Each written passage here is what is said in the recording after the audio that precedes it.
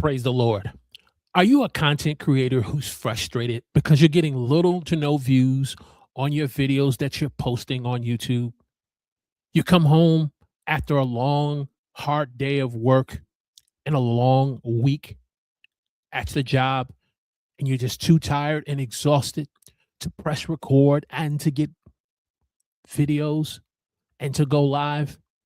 And you've been asking yourself the question, is it still worth it to create content on YouTube in today's time? Well, tonight we're going to tackle that question just for you. And we're starting right now.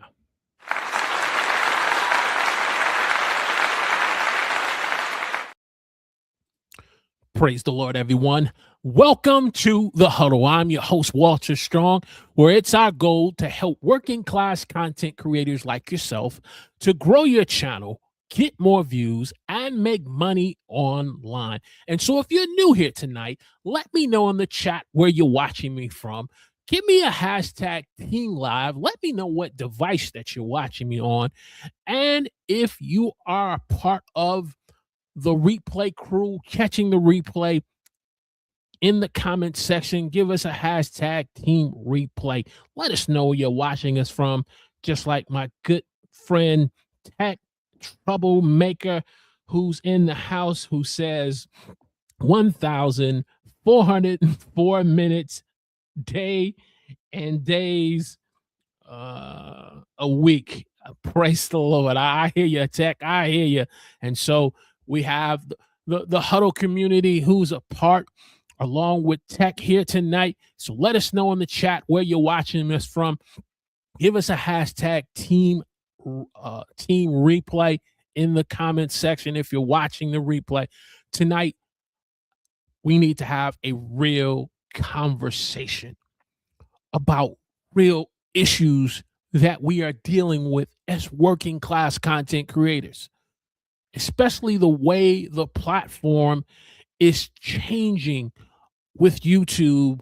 And we look at our homepage, the homepage that we once knew and saw 5 to 10 years ago is completely different, because when you look at your homepage, whereas you used to see 5 to 6 videos at each row on your homepage, now you're seeing only 3 per videos on your homepage. And you scroll down just maybe 1 or 2 rows, what do you see? You see YouTube Shorts. And so as a working class content creator, you're trying to do your best to get discovered and get in front of a new audience.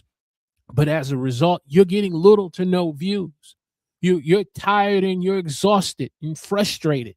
And you're at a point where you want to even think about the consideration of pausing and taking a break, or even giving up, because you're wondering, is it still worth it to create content on YouTube? I know I've been there. And if you are honest with yourself, you may be even there right now. And so tonight we want to get into these tips, these reasons on, is it still worth it to create content on YouTube? And I believe the first reason, or the first tip we need to look at, is simply, are we being clear about why we create content on YouTube? Do we really have clarity why we create content? For some of us, we create content because we want to grow a business. We have a business, or we want to grow a business. And so YouTube is a platform that we're using to be able to get more leads and to increase sales. Others are on YouTube because they want to build a community, and YouTube is the platform that they want to use to do it. There are others who want to be on YouTube because they want to make money. They want to be full-time content creators. And then there are others like myself and you who are working class content creators who work a full-time job, 9 to 5, who have a family and responsibility and other types of things that we have to give priority to, where we just want to have another extra stream of income. But the challenge that we're faced with in today's content creation of YouTube has become a very noisy platform. It's become a very crowded platform. And I believe this is the reason why you see videos sometimes that's titled, "Is it too late to start on YouTube?" Is it still worth it to be on YouTube? And as a result, most of us, we don't have the clarity to be able to clearly be able to say, this is why it's worth it to me. And so I believe it kind of goes back to looking at our goals, why we are on YouTube.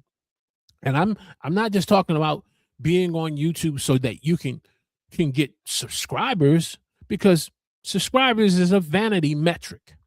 Yes, there is a purpose behind subscribers. You hit a certain threshold of 500 subscribers, and it gets you into the YouTube partnership program.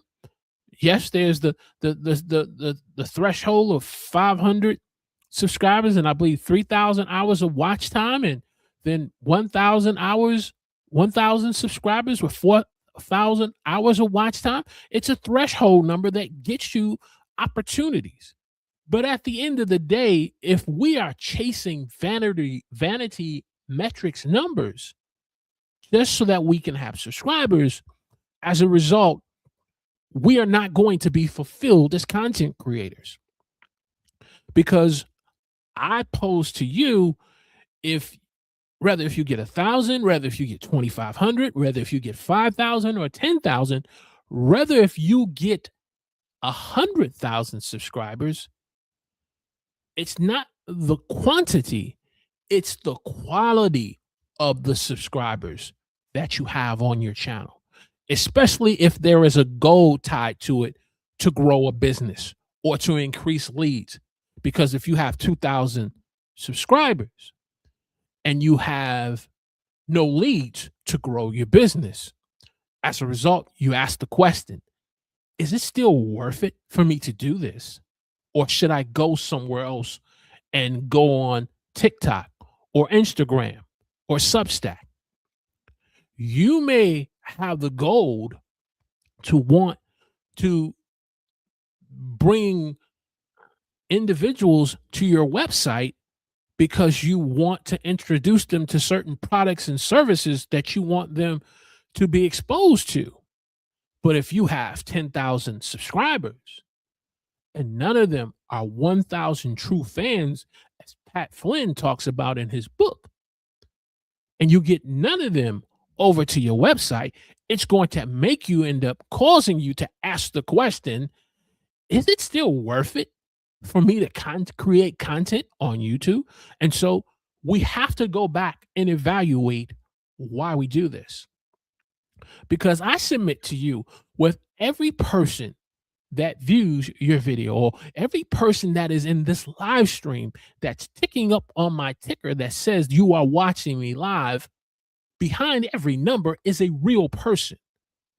Behind this number that I am seeing is a person with real issues who is interested in real solutions, rather if that real solution is looking to find some form of entertainment or to get some form of education and being informed in how you to able to improve the quality of your life. Whether if you're watching me horizontally or vertically, you are a real person with real issues who's seeking real solutions. And so if I'm not cognate of that, and then I wonder why I'm getting little to no views and why creating content is becoming so much harder, because I'm trying to get discovered amongst so many other people who's trying to pull on viewers' attention, it's going to make me end up asking the question. It's going to make you ask the question, is this still worth it? And so you have to look at, why are you on YouTube? And some of the ways you can tell and answer that question is, look at your YouTube about section. You should be able to find why you're on YouTube. Look at your description and what you're saying to viewers who view your page for the first time. Is the page starting out by saying, "Hi, I am Tech Troublemaker. Welcome to my channel where we talk about the latest tech news and tech products which will help you to become a better content creator?" Or is it saying, "Hi, I'm Walter Strong from the Huddle. Thank you for visiting my channel. Please subscribe and click on the." You hear the difference between the two? There's no clarity about why I'm creating content. But if my reason is for vanity metrics and numbers, after a while, the hamster wheel of chasing subscribers, chasing views will eventually get you to the place of being burnt down. And too many of us as small content creators, or what I like to refer as working class content creators, we're asking this question. Not only are we asking this question, but even some big and established YouTubers who have over 50,000 subscribers are saying, "Is this still worth it? Man, I'm ready to quit and give up," because YouTube has changed. It's become so different. What about you? The next reason that I want to put before you is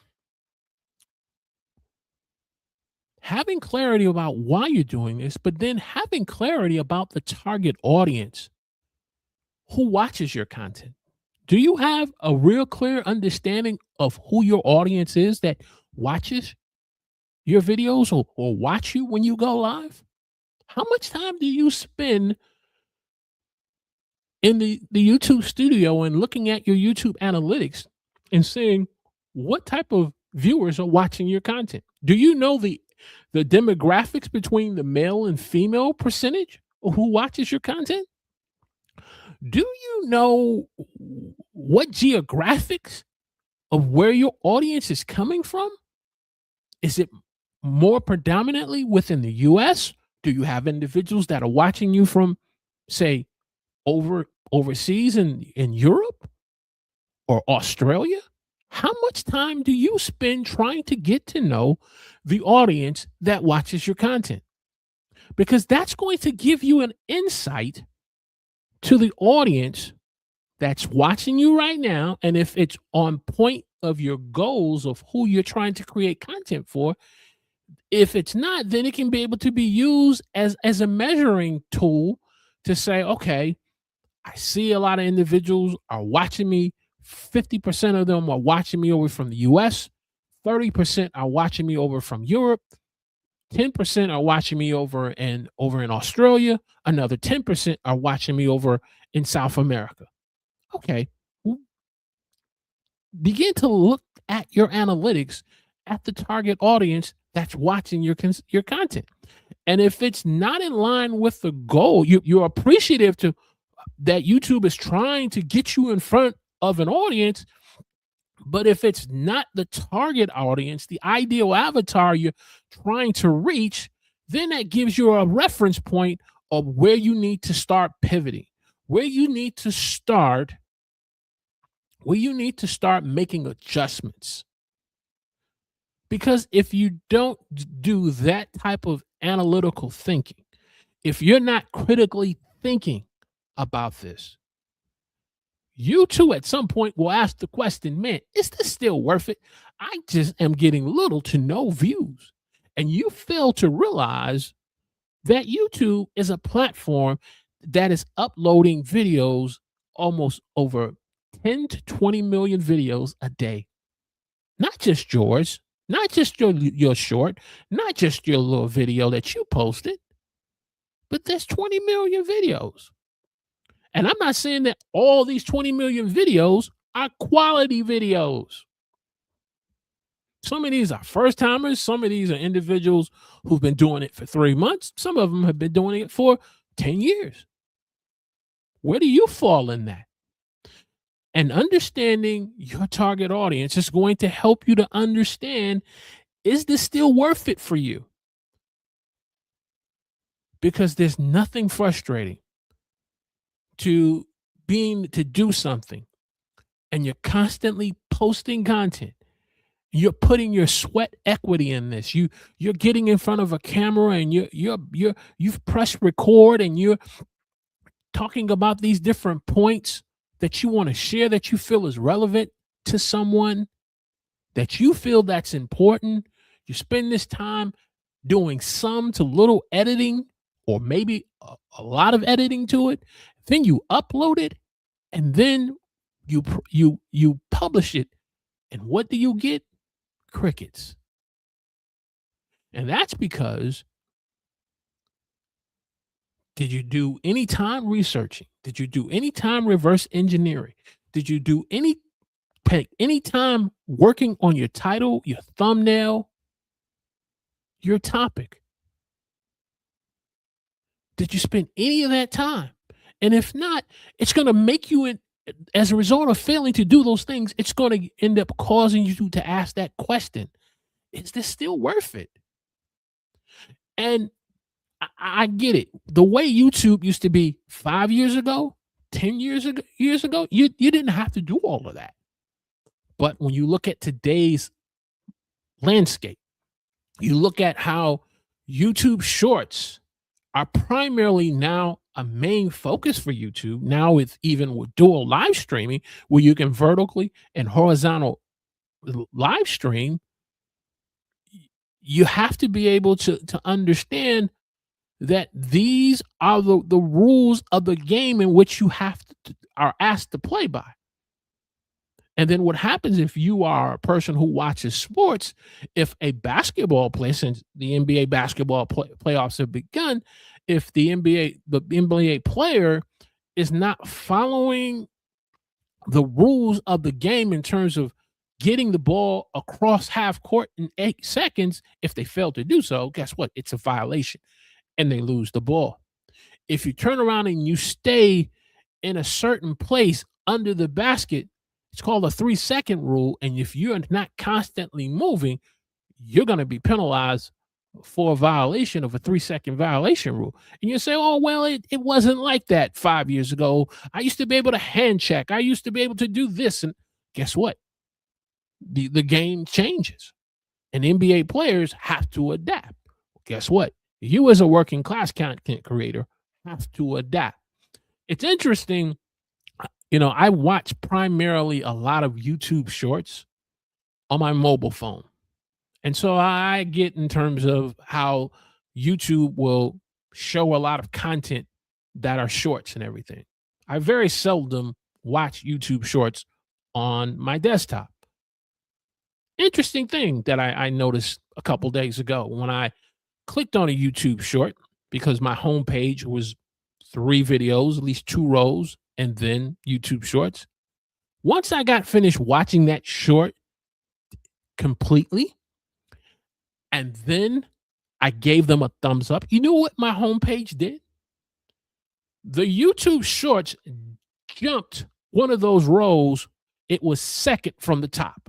And I said, wow, that's interesting. So I said, you're telling me if I start watching YouTube Shorts, the first thing you're going to put up is shorts on my homepage? Try it out. Test it. Now, again, I was just trying to watch something of interest and also be supportive, and just seeing how the platform is responding and doing certain things. And then if I'm not creating that type of content, it got me to thinking, YouTube is putting more of an emphasis on discoverability for YouTube Shorts. So how do I not fight against the system, but how do I get my content before individuals so that they can make the quality decision if this is for them or not? And that simply is, I have to be willing to understand the rules of the game, and in terms of what it takes to be able to get my videos in front of the right audience. So your target audience. And then once you understand the goal of why you're doing this, whether if it's to make money online, whether if it's to grow your business, whether if it's to build a community. And again, if you're a hobbyist, if you're a person who wants to do this for a hobby, hey, a lot of things what I'm talking about tonight It's not relevant to you. Okay. So I get that. But if you are more than a hobbyist and you're not just doing this just to kind of see, let me test this out. Let me see how this goes. No, you're serious about this. Then you need to start tracking your progress. Are you tracking your progress? If the goal is to grow your website by being on YouTube, what do you have in place to track your progress in terms of not only are you getting subscribers, not only are you getting views, but how is that conversion going to individuals coming over to your website? If you are trying to increase business and sales and you want to get leads because maybe you are a person in real estate. And I heard an interesting fact that a real estate person only needs really one good quality lead that can turn into a big sale that will turn into a big commission. But they're not going to know that unless they're tracking their progress. My question to you is, what type of tracking system do you have in place? You have this newsletter and you want people to click on it. Well, how are you tracking it? Do you have some type of email marketing system in place where someone can go into your YouTube description and click on the link and get on your email marketing list and then look at how many of them are opening up your email newsletter through your conversion? How are you tracking this? Because if you're not doing any to no tracking, what's going to happen is you're going to be asking yourself the question, is this still worth it? Especially the way YouTube is becoming so crowded as a platform.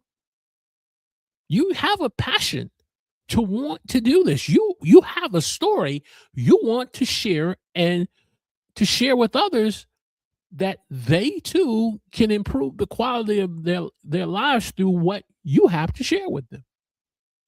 I think about individuals like Jeff Bark, like from Story Greenlight, who is a very established Hollywood video editor who started in Hollywood, now lives, I believe, in the suburbs of Ohio, not too far from Cleveland, but has a YouTube channel called Story Greenlight. And he talks about the importance of the power of storytelling and how the power of storytelling ultimately gave him the opportunity to now start a business where he can help other content creators who want to grow on YouTube or who want to grow their business through the power of storytelling. Well, guess what? You got to track. He tracks his progress based on how many individuals come from YouTube, how many people come from social media, how many get on his email marketing list. The tracking of your progress helps you to be able to let you know if this is worth it. And if something is wrong and something needs to be adjusted, you tweak it and adjust it according based to the progress that you're seeing. So tracking your progress. Hey, if you're getting great value out of this episode of The Huddle here on Friday night, do me a favor, those of you who are watching me live, truly appreciate it. Click the like button for me. Those of you who are watching me live, give me a thumbs up. Share this on your favorite social media platform. If this is connecting with you, this is answering the question that you've been dealing with for either for days or for weeks on asking yourself, is this worth YouTube still worth it? I believe it is, but I'm not here to sell you as a car salesman. I'm here just to present some facts and some data to you that'll make you to go start thinking, okay, yeah, I need to go back and look at my goals. I need to go back and look at my YouTube description, my about section, in terms of what the message that I'm communicating to viewers. I need to go back and look at my channel banner and see what the message that is communicating to a viewer who comes onto my page just in the first few seconds. And if your YouTube channel banner is just blank and there's really no relevant information there, gives you some insight on why individuals bounce from your page. So click that like button for me. And then I want to go to skills. So you've gotten your why and why you're creating content. You understand the goal. You understand the mission, why you're on YouTube, why this is so important to you, why you press record. You tell your spouse, you tell your wife, you tell your husband, honey, I have to go live tonight.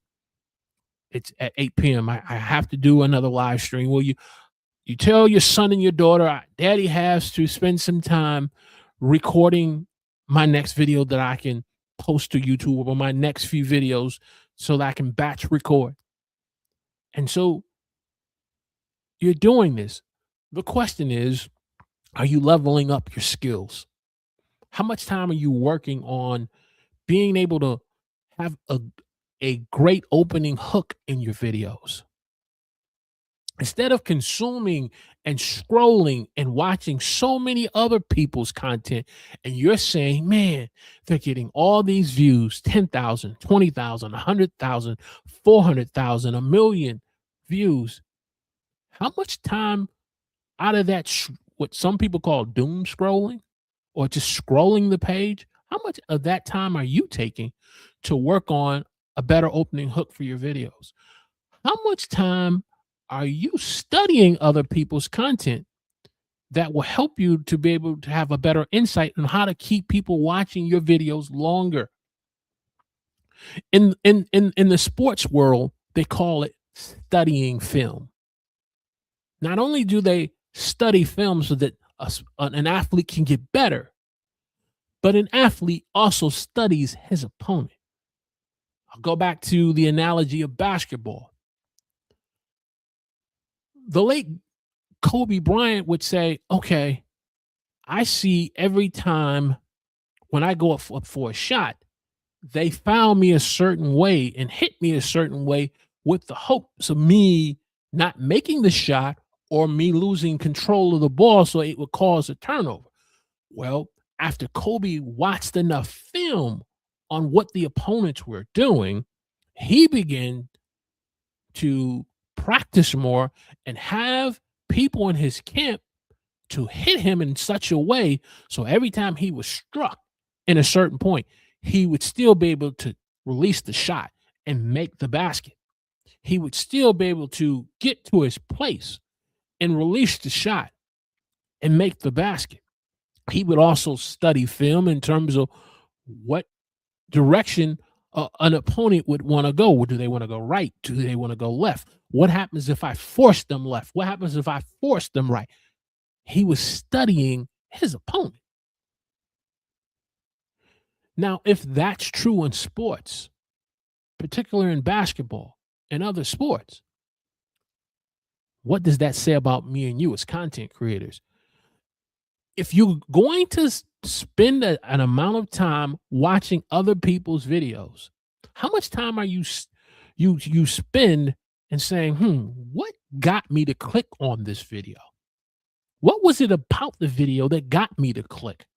And what can I take from this video that I just clicked on that will get them to click on my video? Was it the title? Was the title presenting me a benefit that I was looking for? Was it the thumbnail? Was it so eye-catching that it just grabbed my attention that I had to click on it? Was it the topic in terms of way it was packaged that compelled me to click on it? And if it was so, what do I need to do and adjust and change so that my videos produce the same result? You have to develop your skills. You have to level up your skills as a content creator. If you want to know if this is still worth it, the question is, how much skill development time are you putting in? Now, we are not competitors towards one another, but we all can study film and learn from one another. There are times I will click on a live stream. I clicked on a live stream yesterday because of a certain individual that piqued my interest, and they were saying, hey, the title said they could produce A, B, and C, and helping me grow on YouTube. Click on this live stream. I said, you know what? Let me click on it and see what it's all about. And what did I find? Now, I understand if the person is just starting out and they're new to this, you give people some grace. But if you're sitting here with over 20,000 subscribers and you're supposed to be getting all these views and viewers watching you, I'm saying, okay, you must know some stuff like Tech Troublemaker. That's the reason why I check him out every Tuesday night at 9 p.m. on Tuesday, because he knows some stuff, right? I click on it. What's the first thing I see is a StreamYard logo. The second thing I come across is bad internet connection. The third thing I come across is poor lighting. And I said, okay, bounce. You got 20,000 subscribers and you're using a StreamYard logo? Don't you know you can go live on YouTube without StreamYard and you don't have to worry about no logo? But you say, I want to be able to see the comments. Guess what? You can see the comments if you're going directly through YouTube. The packaging in terms of how he presented it, it was like I was at a store shopping somewhere, and I looked at the package. You ever seen the package? It's all beat up and looks like it's halfway open and stuff. And you're like, yeah, nah, I'm not gonna buy that. I'm gonna find something that's sealed and looks fresh. And I'm listening to the internet connection. I said, man, you live streaming and you in 720 when people watch other people in 4K or HD TV, and you're doing 720 and you got poor internet? I'm talking about developing your skills. I'm not trying to throw any shade. I'm not trying to point fingers in terms of who's better or who's not better. I'm saying if you want to answer the question that you've been dealing with, is this still worth it? It's worth it if you develop your skill. Which brings me to my next point. What type of content workflow, what type of system do you have in place in creating your content? We all work, most of us, if you're a working class content creator, a full-time job. You work from 9 to 5 or more, 40 to 60 hours. You're getting some overtime. You have a family. You have responsibilities with your church. You're volunteering. You're heavily involved in your church and stuff. We all have those types of things going on in our life. So the question then becomes, what type of system, what type of workflow do you put in place to help bring some balance and some stability in your life so that you don't burn out and you're not scratching your head saying, man, is this worth it? Now, we're all going to go through peaks and valleys. We're all going to have those moments where I've come to appreciate those hard moments where I'm just putting in the grind and I'm appreciative for what traction that I'm getting. But I believe there is a turning point where you start to see your videos taking off, where you start to see a consistent pattern of views coming in. You begin to see a consistent pattern of viewers on a regular basis watching your content, whether if they're watching you live, whether if they're watching a replay of your live, or they're commenting on a recent video that you posted and you say, oh, okay, I see such and such. They've been watching me for quite a while and they're back again. I'm seeing some growth here. And that's not just because of hard work. That's not just because of good talent. That's because you got a workflow. Similar, just like my man, Professor James Hicks in the house tonight. Brother man has a workflow. And he's proven it over the years where he's seeing growth, not just on his channel, but in his community and making money online. What type of workflow do you have? What type of content pillars do you have in place? YouTube is the platform. We all can agree it's rented space. We don't own it. It can go down tomorrow, or they can change the terms and the conditions of the game of what you can do on the platform, and your channel can be demonetized just like that. But if you have a workflow, if you have a system, if you have content pillars, and lastly, if you have a content strategy, about growth and monetization, you then can navigate this crowded platform and grow on YouTube. And you can be able to answer the question, is this still worth it? And your response is, yeah, this is still worth it because it's getting me to an ends to a mean. I'm getting leads for my business. I'm getting conversions to be able to set up appointments to close on the next real estate deal if you're a real estate agent or an insurance agent. So not only are you making money online, but your business is growing and making money. And so the question that we tackled tonight, is this still worth it? Yes, it's worth it if you're covering these 7 tips.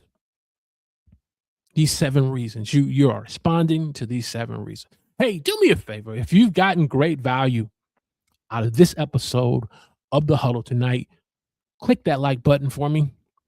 Give me a thumbs up. Share this on your favorite social media platform that you are on the most with another working class content creator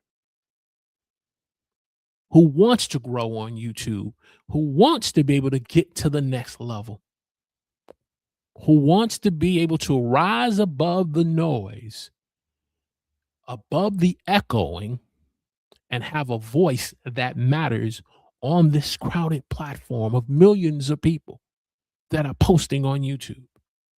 Share this on your favorite social media platform. And if you're new to The Huddle, you're checking me out for the first time, whether horizontally or vertically, make sure I'm positioned properly on the vertical side. Hit that subscribe button for me. Hit it with the intent, knowing that, hey, I want to be a part of The Huddle, where they're talking about growing your channel, getting more views, and make money online. And a lot of people promise that. I'm seeing that. But you got to be able to see the fruit. You got to see the integrity. You got to see the character in the creator. There's people who, for whatever their reasons are, they do a live stream and say, hey, let's get together and let's grow your channel. And then when you get on the live stream, the first thing you see, or the first thing you experience by watching the videos is hug for hug, sub for sub. Nah, it's not like that here. The people who are even in the chat, these people are high quality. The names that I've talked about tonight, James Hicks, Tech Troublemaker, and others. And please, if I didn't get a chance to shout you out, put yourself in the chat. Let our viewers know what type of live stream show you have and when you go live. I'll use this few moments that we have before we bring this train into the station. Put in the chat your live stream show and when they can find you, because it's about helping working class content creators get discovered, get more viewers' eyes on your products and services. And so that's what the huddle is. And I'm not talking about an in-game huddle that you see in football where the offense is huddled, the defense. I'm talking about where you see the 53 players all together in an opposing team stadium, and they're all together, locked arm, encouraging one another, telling why we're going to win this game and why we're taking over in their house, why we're dominating and we're setting the standard of what it means to win this game. So make sure you put your live stream show in the chat and when you go live, so our audience can get in front of some real working class content creators in the house. So that's the content. I appreciate each and every one of you being here tonight on The Huddle. As we continue to grow and continue to share content that is important and relevant to us all. It's about each and every one of us holding each other accountable, each and one of us pulling out the best of one another, challenging one another to say, hey, this is worth it. You're worth it. I need you to level up and create your best piece of content that's going to make a difference in someone's life. Hey, see you on Sunday night, 8 p.m. If you're not going to be watching WrestleMania and watch my man, the tribal chief Roman Reigns, smash CM Punk, check us out at 8 p.m. Sunday night here on The Huddle. God bless.